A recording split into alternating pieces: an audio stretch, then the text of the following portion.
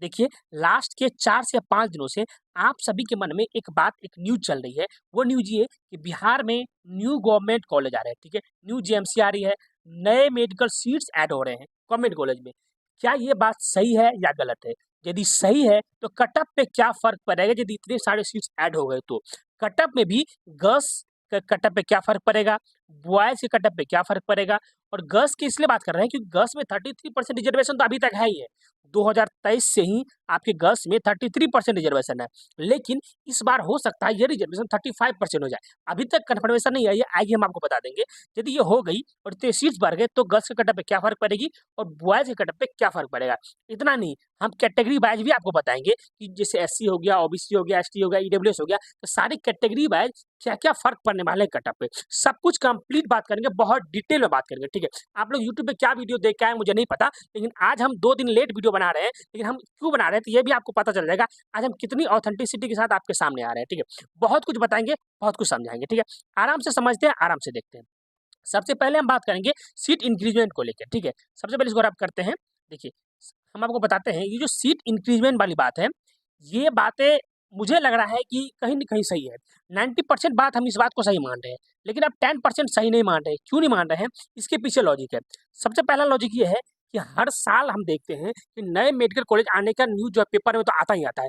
जैसे ही counselling start होने वाली बात होती है, उससे पहले एनएमसी की टीम विज़िट करती है, विज़िट करने के बाद वो कॉलेज वाले कहने लगते हैं, हाँ, हाँ, यहाँ पे सब कुछ ओके है, हमारा कॉलेज स्टार्ट हो जाएगा। प्राइवेट वाले तो खास करके बहुत बोलते हैं और गवर्नमेंट वाले भी बोलते हैं, ठीक है?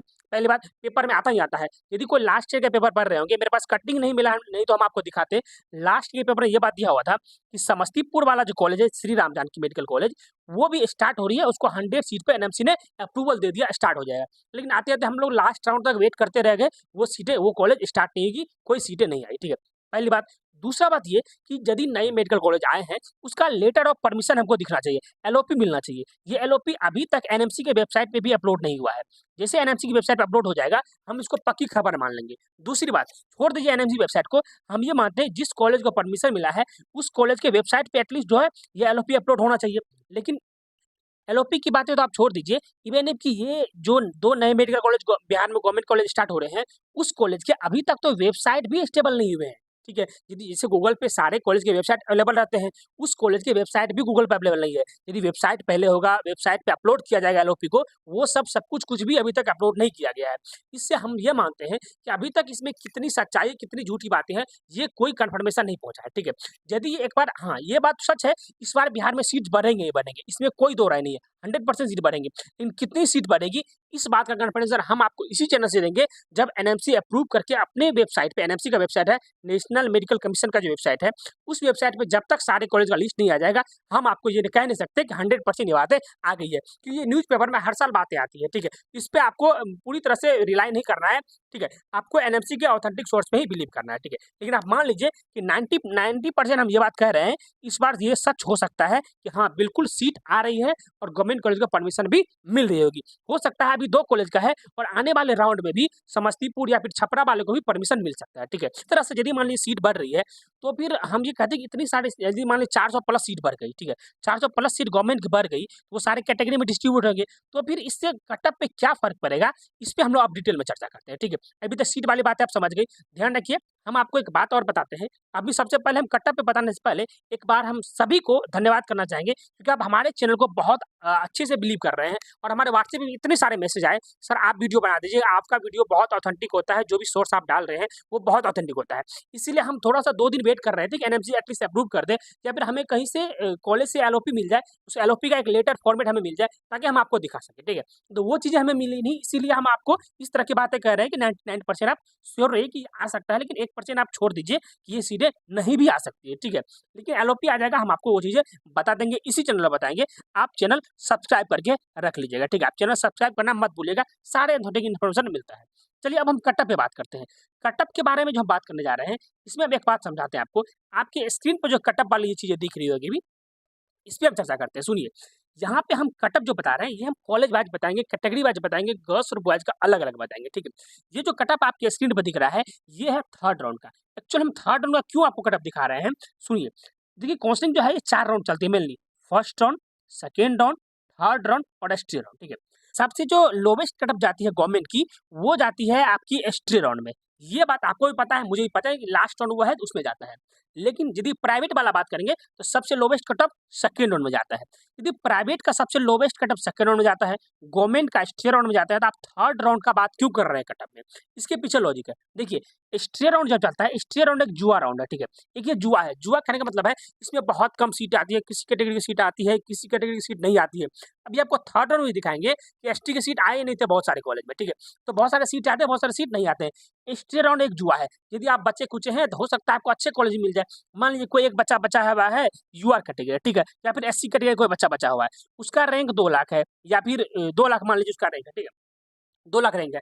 अब ये 2 लाख रैंक वाले वेट कर रहे थे एसटी राउंड में। अब इसको अभी तक तो थर्ड राउंड तक कोई कॉलेज मिलने के चांसेस नहीं एसटी राउंड एससी एसटी वालों को, ठीक है? अब मान लीजिए एसटी राउंड जब हुआ, एसटी राउंड में एससी एसटी वाले बच्चे बचे हुए हैं। अब ये काउंसलिंग किया, हो सकता है पीएमसीएच में एक एससी का सीट आ गया, ठीक है? अब जब ये 2 लाख वाले कॉलेज ये अपना काउंसलिंग करेंगे तो इसको डायरेक्टली एसटी राउंड में क्या मिल जाएगा? पीएमसीएच मिल जाएगा। जबकि इसको समझिए कोई कॉलेज मिला ही नहीं। इससे अच्छे-अच्छे वाले एससी वाले बच्चे हुए हैं, जिसका रैंक मान लीजिए 1,50,000 होगा, 1,40,000 होगा, उसको हो सकता है मधेपुरा मिला हो, पूर्णिया मिला हो। लेकिन ये देखिए, ये 2 लाख रैंक वाले, उससे कम मार्क्स वाले हैं, लेकिन इसको पीएमसीएच मिल गया, इसको एनएमसीएच मिल गया, इसको एनएमसीएच मिल गया। इस तरह की बातें क्यों चल रही है? ये एसटी राउंड है। एसटी राउंड एक पूरी तरह से जुआ है, इसमें किस कैटेगरी की सीट आ जाएगी, किसकी नहीं आएगी, कुछ पता नहीं चलता है, ठीक है? इसीलिए एसटी राउंड की बातें हम लोग नहीं करेंगे, हम लोग थर्ड राउंड को लेके चलेंगे। अब थर्ड राउंड क्यों बोलेंगे? क्योंकि थर्ड राउंड में मैक्सिमम सीट आती है। मैक्सिमम सीट आने का मतलब है सारे कैटेगरी के लगभग सीट्स आते हैं और सबसे लोवेस्ट कटअप भी देखने को मिलते हैं। यहाँ से हम एक आइडिया लगा लेंगे कि एसटी राउंड में क्या कटअप जा सकती है यदि सीट आई तो, ठीक है? लेकिन थर्ड राउंड के बारे में बात करते हैं। ये जो कटअप आपके सामने स्क्रीन पे दिख रहा है, यहाँ देखिए, यहाँ पे हम कॉलेज लिखे हुए हैं, ठीक है? कॉलेज वाइज ही पूरा चलेंगे और कैटेगरी वाइज चलेंगे, पूरा मेल फीमेल का अलग-अलग। ये देखिए फीमेल का, ये देखिए मेल का, ठीक है? हम आपको एक एग्जांपल लेके समझाते हैं। सबसे पहले देखिए यहाँ पे बीसी लिखा हुआ है, ठीक है? ये 2025 का डाटा है, ध्यान रखिएगा थर्ड राउंड का। ये एनएमसीएच गया है, एग्जांपल लेते हैं कॉलेज, अभी सारे कॉलेज का है, हम सब कुछ दिखाएँगे आपको। हम एग्जांपल एनएमसीएच गया का ले रहे हैं। ये बीसी कैटेगरी है, ठीक है? बीसी कैटेगरी की यदि कोई गर्ल्स है, ठीक है? यदि कोई गर्ल्स है, तो गर्ल्स का यदि आपका रैंक 26,187 पिछले बार 2025 में था, उसको एनएमसीएच गया मिल गया था, ठीक है? 26,187 रैंक पे। दूसरी बात, यदि कोई बीसी कैटेगरी का बॉयज था, उसको 24,862 अंक पे ये गया कॉलेज मिला था, ठीक है? तो इस बार क्या होगा? ध्यान रखिए, ये जो रैंक है ना, आपके रैंक ऑलमोस्ट मोर और लेस यही सेम रहेंगे इस कॉलेज के लिए, गया कॉलेज के लिए, ठीक है? अब दूसरी बात कि यदि न्यू कॉलेज आ गया, ठीक है? ये तो थर्ड राउंड का बात हो गया कि बीसी वाले को थर्ड राउंड में गया कॉलेज मिला जब नए कॉलेज नहीं हो रहे थे तब, ठीक है? इतना पे। अब यदि न्यू कॉलेज आ जाएँगे, तो आप मानिए कि इसमें से आप 10,000 रैंक आराम से प्लस कर लीजिए। यानी कि 36,000 रैंक यदि किसी गर्ल्स का है, उसको भी नया कॉलेज मिलने की पूरी-पूरी संभावना है। यदि किसी बॉयज़ का आप मान लीजिए कि 34,000 रैंक है, ऑल इंडिया रैंक, तो भी इसको पूरी-पूरी संभावना है कॉलेज मिलने का। अब मार्क्स वाइज़ सोचते हैं, यदि किसी का 36,000 रैंक आता है, उसका मार्क्स जो ऑलमोस्ट आप मान लीजिए, हम कहते हैं कि 520 के आस-पास, ठीक है? 520 प्लस माइनस 5 आप कर लीजिएगा, 515 से 520 के आस-पास यदि किसी का मार्क्स आ रहा होगा कैलकुलेटिव, आप मान के चलिए आपको कहीं न कहीं एक मेडिकल सीट बिहार में मिलने जा रहा है, वो भी नए मेडिकल कॉलेज में, ठीक है? बॉयज़ के लिए भी आप मान लीजिए 520 के आस-पास, क्योंकि मार्क्स से ज़्यादा फ़र्क नहीं पड़ता है, ठीक है? तो मार्क्स 520 प्लस माइनस 5 आपके भी हैं, आप मान लीजिए कि आपको बिहार में कहीं न कहीं कॉलेज एक मिलने की पूरी-पूरी संभावना है। ये हम बीसी कैटेगरी का समझाया है। इसी तरह आप सारे कैटेगरी का यहाँ पे देख सकते हैं। आपको हम समझाना चाहते हैं एक बात और, ये देखिए, थोड़ा-सा रब कर रहे हैं इसको, ठीक है? अब मान लीजिए ये नालंदा वाला कॉलेज है, ठीक है? इस कॉलेज में हम इस बार ईबीसी कैटेगरी का बात करते हैं। ईबीसी कैटेगरी यदि कोई गर्ल्स है, तो उस गर्ल्स को जो कॉलेज मिला है नालंदा वाला, वो लास्ट ईयर थर्ड राउंड में वो 24,369 रैंक वालों को मिला है, ठीक है? और बॉयज़ को 25,757 रैंक वालों को मिला है, ठीक है? अब यदि नए कॉलेज आ जाते हैं, 2 नए कॉलेज आ जाते हैं, जो सीट्स बढ़ रहे हैं, वो सारे सीट्स बढ़ जाएँगे, तो आप मान लीजिए लगभग 10,000 रैंक प्लस कर लीजिएगा ऑल इंडिया रैंक में, यानी कि 34,000 से 35,000 रैंक तक किसी गर्ल्स का है, उसको भी बिहार में जो नए कॉलेज आ जाएँगे, तो नए कॉलेज आने के बाद थर्ड राउंड तक बात कर रहा हूँ, थर्ड राउंड तक उसको आराम से 34 से 35,000 रैंक तक में उसको कॉलेज मिलने के पूरे-पूरे चांस है बीसी गर्ल्स को।